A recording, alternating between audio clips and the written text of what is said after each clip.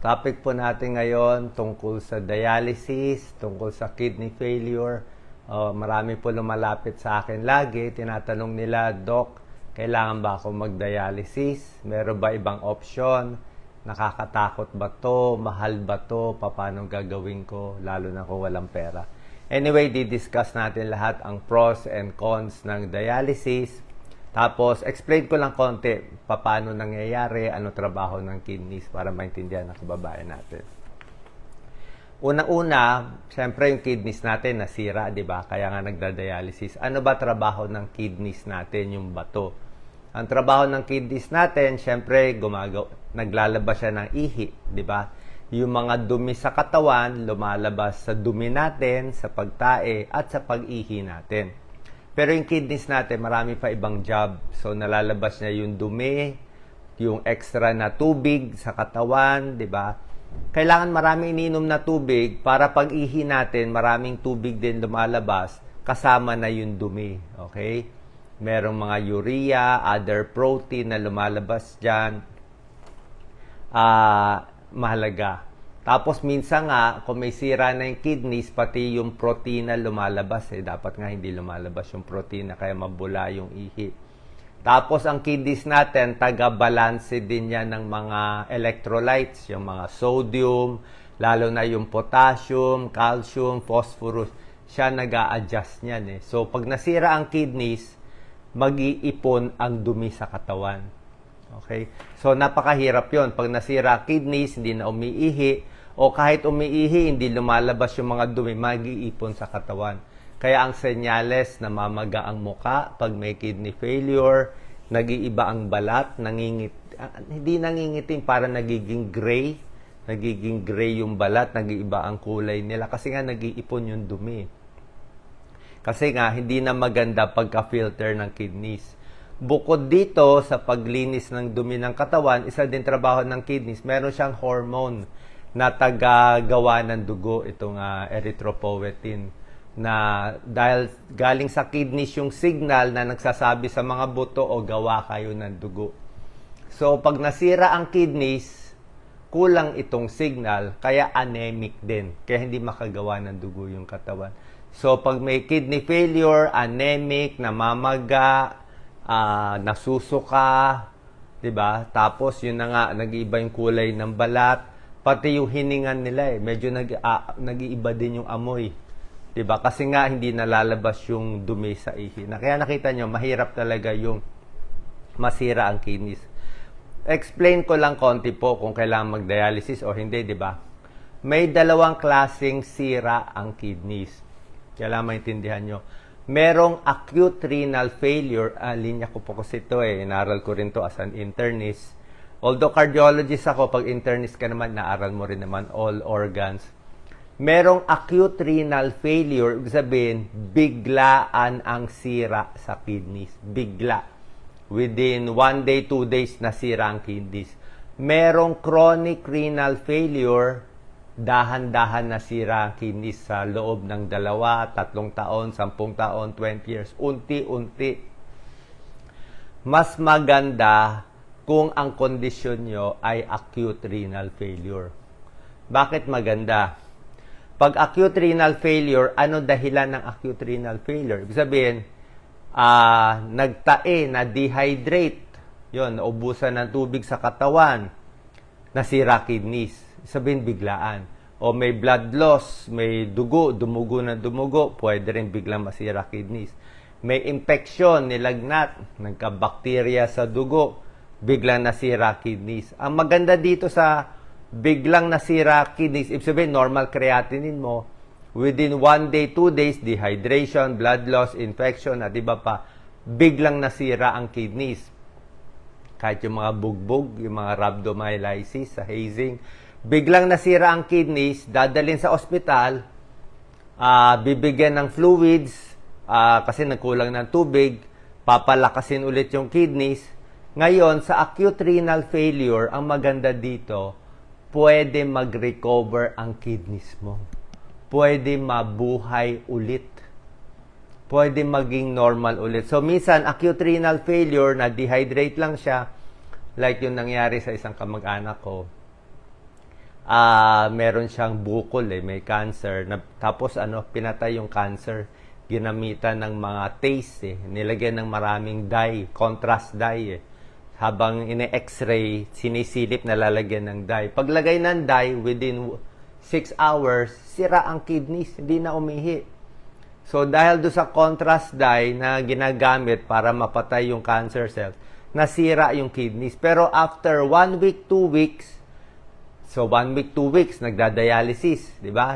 Kasi wala lang choice, hindi na umiihi Pag hindi ka nag-dialysis kasi, ay mapupuno na ng tubig yung katawan, malulunod yung tao. Maga yung paa, maga yung tiyan, maga yung baga, napuno ng tubig baga, hindi na makahinga, ay mamatay yung pasyente. So, within 1 to 2 weeks, nagda-dialysis muna, pero dahil acute renal failure siya, biglaan yung sira, within 2 weeks, umihi na ulit. Nabuhay yung kidneys. So, unti-unti umihi siya ng 10 cc per hour, 20 cc per hour, 50 cc per hour, mamaya 100, 200 cc, so tuwan-tuwan na lang. So, yung acute renal failure na bigla ang sira, pwede pag gumaling ang kidneys. Nangyayari yon madalas. Okay? Ang problema sa Pilipinas, karamihan ng kababayan natin, pag sinabihan kayo po ng dialysis, karamihan sa kababayan natin, chronic renal failure. Yun ang problema. Ang chronic renal failure, ito yung matagalang unti-unti nasisira ang kidneys at unti-unti tumataas yung creatinine. I think ganito sitwasyon nyo. Ano dahilan ng chronic renal failure? Number 1, may diabetes kayo.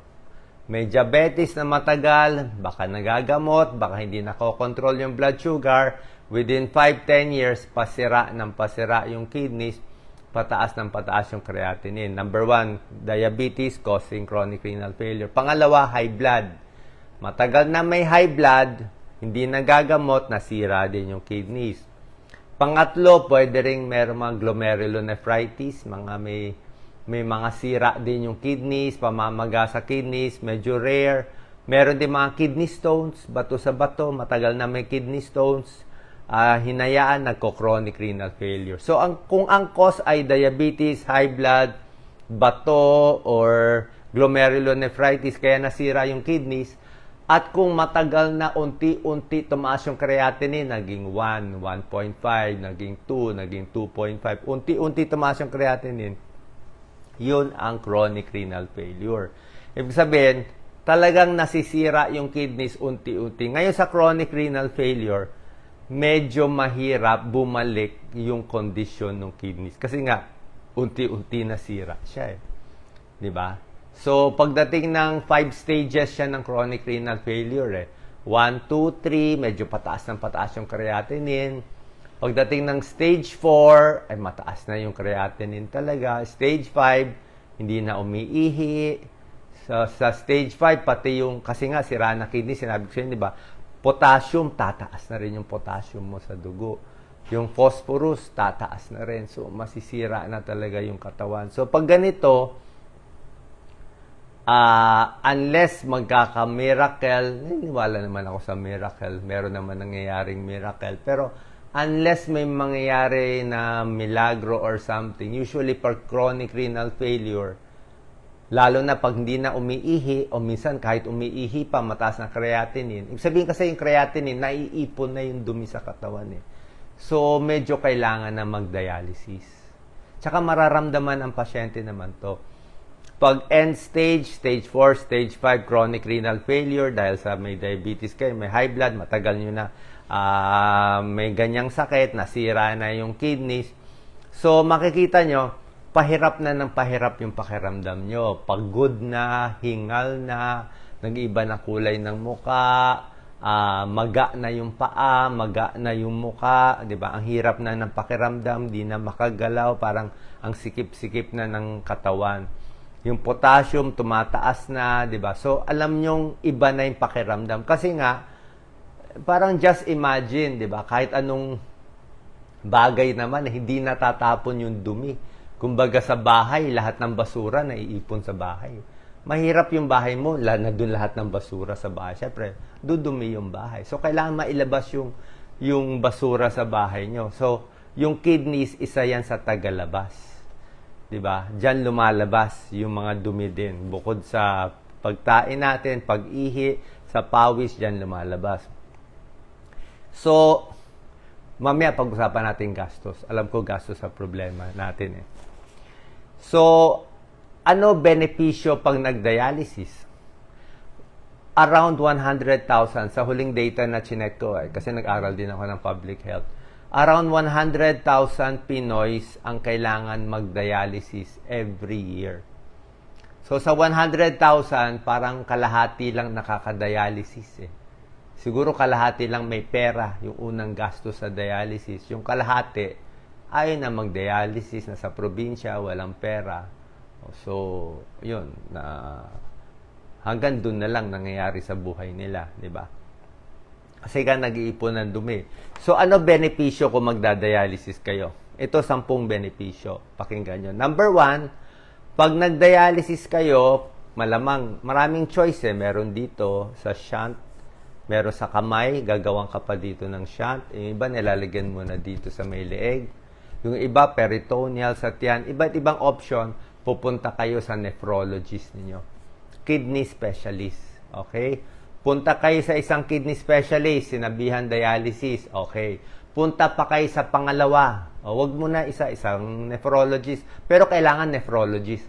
Gusto ko specialista sa kidney. Ayaw ko ibang specialista. Linya niya ito eh. 'Di ba? Pag may sira ang tubig sa bahay, dapat doon tayo sa tubero. Doon tayo sa may linya. Huwag tayo pumunta sa mamaya hindi doktor mapuntahan niyo, hindi naman niya linya 'yun, 'di ba? Doon tayo sa pareho rin naman bayad eh. Marami yan sa ospital. Ako connected ako sa Manila Doctors, maraming magkagaling na nephrologist siya. Anywhere. Kahit sa probinsya may nephrologist. So punta ka sa nephrologist.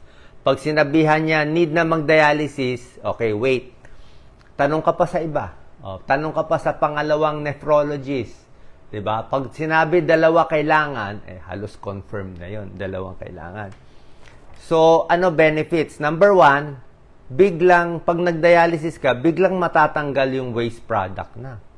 Yung manas mo, mawawala yung manas. Actually, bawat dialysis, merong mga ultrafiltration yun eh. Nalalabas na yung tubig. Usually, 1 litro, 2 litro. May hatak pa yun eh. So, yung nag-ipon, kasi nga hindi ka na umiihi, yung nag-ipon na dumi sa katawan o sa bahay mo, biglang natanggal lahat yung mga dumi.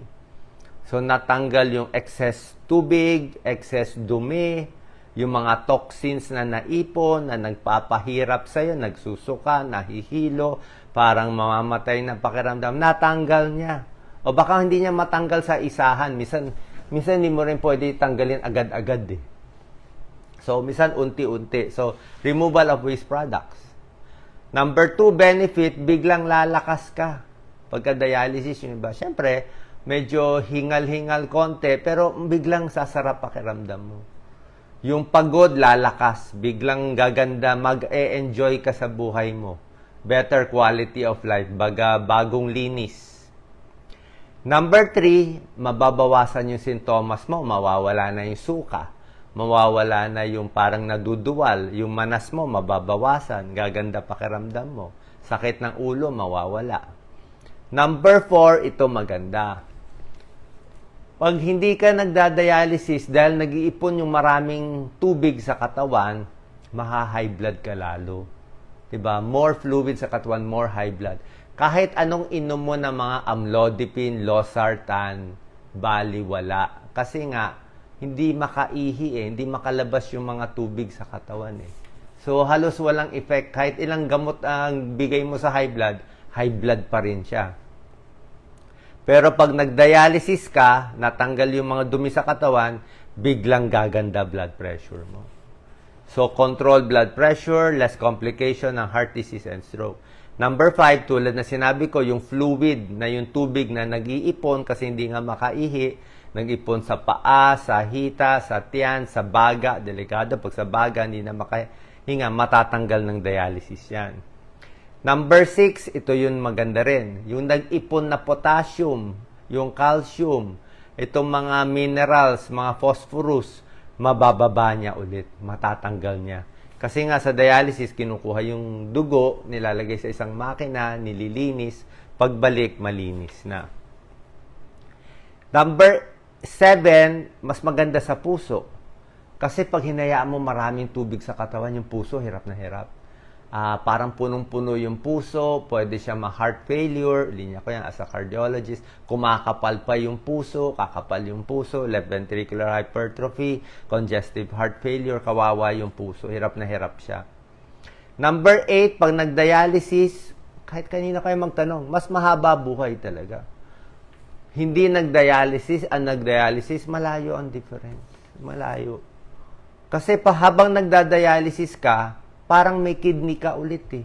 Ang kidney mo yung dialysis machine. Siya yung kidney mo. Kaya lang, ang maganda sa kidneys natin, every 2 hours, kung gusto natin umihi, makakaihi tayo. Walang problema. Pero pag nagda-dialysis ka, ang problema nga, kung 3 times a week ang dialysis mo, parang 3 times a week ka lang umiihi ng bigla-bigla. Yung iba nagtitipid, ginawang once a week ang dialysis. So yung ihi nila, parang once a week lang. Kaya hirap na hirap sila. Biro mo, nag-iipon ng dumi for 1 week, nagtitipid, nagtitiis, tapos once a week lang masasalang magda-dialysis. Kaya nga kawawa talaga yung mga nagda-dialysis. Prolong life. Number 9, prevent complication. Mas hindi ka mag-infeksyon, hindi masisira ang buto, pati nerves hindi masisira. And number 10, pinakamaganda, pag nagda-dialysis ka, pwede na mag-ready for kidney transplant. Yun ang pinakamaganda. Pag maki-kidney transplant po kayo, magastos lang, mamaya pag-usapan natin pera. Magastos lang yung una, pero kung maki-kidney transplant kayo, kung may donor, sa kamag-anak, wala namang kaso sa donor eh. Oo, kaya naman mabuhay niya ng isang kidney lang.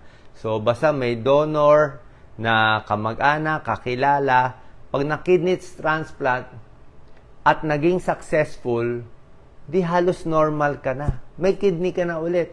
Iihi ka na ulit. Goodbye dialysis na. Hindi ka na magda-dialysis, may kidneys ka na eh. Hanggang gumagana yung kidneys mo na binigay sa'yo nung donor mo, pwede ka mabuhay ng 20 years as, di ba? Umiihi ka na eh. Ang galing eh. Yung iba, liver transplant, mas mahirap pa nga eh. Ito, kidney transplant, mas madali ito. So, nakita nyo?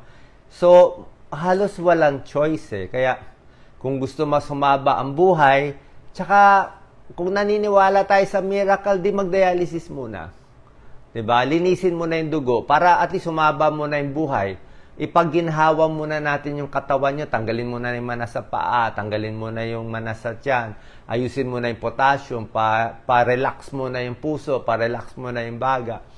Tapos, after 1 month, 2 months nagda-dialysis, masaya ka na, maayos ka na, tsaka ka na mag-decide. Tsaka ka na mag-decide na mas tama na pag-iisip mo. Kasi habang di ka nagda-dialysis, namamali din yung pag-iisip. Ulitin ko pag hindi pa nagda-dialysis, mali-mali ang isip ng tao. Merong mga encephalopathy eh. Yung dumi na ano rin sa utak, namamali ka ng desisyon. Namamali ka ng desisyon. Kaya wala namang masama kung yung anak mo muna, yung asawa mo muna magdidesisyon para sa'yo. Okay? So, ang daming benefits. Ngayon, nandito na tayo sa pinakamahalagang problema ng buong Pilipinas, pera. Diba? Pera talaga issue dito eh. Pera. Saan kukuha ng pera? Kaya ayaw mag-dialysis ng karamihang pasyente ay ayaw nila mahirapan yung anak nila kasi magastos. Ayaw nila kunin yung pera sa anak nila. Kawawa naman yung anak nila. Mas gusto na lang nila. Give up na lang. Kung hanggang ilang buwan na lang ang buhay, give up na lang. Basta wag nang gumastos. Pero meron tayong paraan dyan. Unang-una, kailangan sumali kayo doon sa group na tinutulungan ko, Dialysis PH. Siyempre, dapat may support group eh. Doon sa Dialysis PH, tinutulungan ko sila. May isang group yan sa Facebook. Sali kayo, Dialysis Philippines. Marami pa ibang group, pero ito yung isa na pinakamalaki. Kukwento nila saan makakahanap ng murang dialysis, murang gamot, murang erythropoietin, anong mararamdaman, anong gagawin, anong clinic, anong dialysis center. Punta kayo doon. Yung mga kamag-anak, member mo na kayo. Tapos, kailangan may PhilHealth kayo. Maganda na, malaki na naman tulong ng PhilHealth ngayon sa dialysis. Parang 100 plus free dialysis. Eh. So, pag may PhilHealth kayo, malaking bawas sa gastos. So, kung sa private, kailangan mo gumastos siguro 4,000, 5,000 or more per dialysis. Baka mas mataas pa. Pag may PhilHealth, halos konting-konti na lang gagastusin mo. Baka yung dialyzer, basta mababa na. Malaki ng tinipid, may tulong na yung gobyerno sa PhilHealth. Eh. So may PhilHealth na, may gastos ka pa rin, baka abot pa rin ng 1,000, di ba? Pero mas konti na siya. Di ba? So kailangan may PhilHealth, salay kayo sa Dialysis PH group, tingnan nyo yung mga tips doon. Tapos, tuloy-tuloy lang. Okay? Ano ang pwedeng negatibong maramdaman habang nagda-dialysis? Hindi ko na masasabi. Una-una, walang choice eh. 'Di ba? Walang choice eh. Gusto natin malinis yung dumi sa katawan. Parang bahay mo, naipunan ng dumi, walang choice. Yun talaga panlinis eh. Wala namang ibang paraan. Baka merong magloloko sa inyo, may inuming tableta. Oh, malabo po yung gano'n. Walang sense eh. Gusto nyo i-try, hindi ko kayo pipigilan. Oh, pero hindi, parang walang sense. Wala pa pong gano'n eh. Pero kung gusto nyo i-try, hindi ko kayo pipigilan. Pwede nyo naman i-try. Pag hindi gumaling, di balik tayo dito sa dialysis. Kaya lang baka masayang lang pera nyo sa gano'n. Mag-delay tayo na mag-delay. Araw-araw mag-delay. Mag-ipon ng tubig sa baga, hindi na makahinga, baka hindi tayo umabot sa dialysis. Yun din ang worry ko. Mas maaga nga nagda-dialysis, mas maganda. Bakit maganda maaga mag-dialysis? Ibig sabihin, hindi pa sira yung puso mo. O di ba? Hindi pa stretch, hindi pa sira yung katawan mo, hindi pa sira ang buto mo, hindi pa sira ang nerves. Maaga pa, nililinis na yung dumi sa katawan. Di mas maganda. Marami nga gusto nga early dialysis eh, habang nag-iintay ng kidney transplant. Siyempre sa dialysis, nakasalang ka doon. Siyempre merong iba hindi maiwasan. Siyempre baka may infection, baka yung iba ma-low blood, mahilo, merong mga ganun. Pero may doktor naman. Parang it's part of sa process yun eh, di ba? So, pero kung titingnan mo, doon medyo wala tayong choice. Kaya nga may dialysis PH group, yung mga support group at ibang groups para tulungan kayo maintindihan itong mga experience. Na makikita nyo, ang daming Pilipino nagda-dialysis. Siguro 50,000 people. Okay? Diba? Tapos, habang ginagawa nyo to, dito muna tayo. Pag nagda-dialysis na, alam ko naawa kayo sa anak nyo, di ko hanggang saan lang kaya. Diba? Who knows? Gawin muna natin first step, ilang months. Kung talaga walang pera, di hingi tayo PCSO, sa politiko, sa employer, kahit kanino, hingi-hingi, konti-konti. Diba? Hingi konti dito, hingi konti dito. Ganun po talaga eh. Mahirap siya talaga. Oo, usually, medyo ilang years yung iba naghihirap dito. Pero iba, may pera, nakaka-kidney transplant, nakaka-chamba, swerte. Yung kidney transplant, mahal lang sa una. Yung una, mahal eh. Meron din tulong ang PhilHealth, pero may gastos din yung pasyente. So, mahal sa una, pero in the end, magiging mas mura in the end eh. Kasi nga, wala ka ng dialysis, pero may gamot kang iinumin na anti-rejection. So, yun lang po. So, sa tingin ko, alam ko naawa kayo sa mga anak nyo, na sila gagastos, ayaw nyo maging pabigat sa buhay. Pero, meron kasing magandang gamutan eh. Actually, pag na-try nyo yung dialysis for a few months, masarap pakiramdam nyo. Pwede kayo mag-malling ulit o mag-mask lang kayo para hindi mahawa. So, try lang muna natin. Kasi meron yan eh. Hindi naman pwede hayaan. Sa mga anak at asawa, parang walang choice eh. Yung tatay ko, nag-dialysis din sa walang choice eh, na kailangan natin ibigay ito sa mahal natin sa buhay.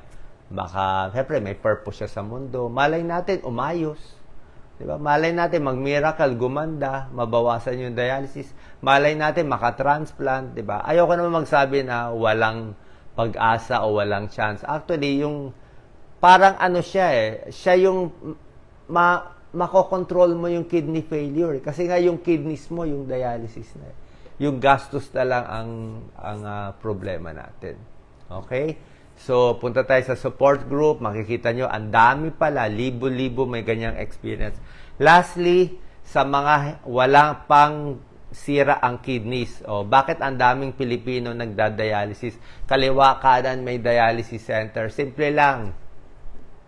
Mahilig kayo sa junk food, di ba? Punta kayo sa supermarket, lahat ng chicherya, lahat ng rows, siguro 5 row, puro chicherya. Iwas muna kayo sa chicherya. Sobrang alat, sobrang betchin. Walang magandang dudulot sa katawan, di ba? Sobrang soft drinks, high blood, di ginagamot, sobrang alat, high blood, sobrang tamis, nagkaka-diabetes. Lahat yan, diabetes, high blood. Ang alat natin kumain, ang init ng panahon, nasisira kidneys natin. Kaya maraming may sakit sa atin. Okay? Sana po nakatulong to. Ingat po palagi. Ginawa ko to ay feeling ko baka God's will makatulong tayo sa ilang kababayan nating nalilito dahil talagang napakahirap sa pamilya to. Napakahirap. Trial siya. Pero minsan yung trial, di mo masabi. May blessing din sa dulo ba? Anong blessing? Baka magbati yung pamilya. Usually, may sakit, mas malapit sa Diyos. Mas malapit sa Diyos. Pag nagpe-pray ka, mas nakukuha mo yung prayer mo, di ba? Lahat ng mga saint dumaan sa paghihirap. Tingnan mo yung buhay ng mga santo. Lahat may cancer, lahat ng matitinding sakit meron sila. Kasi, syempre, pag happy-happy tayo, walang magdadasal. Pero pag may trial, whatever trial, ako may trial din ako, iba naman trial ko.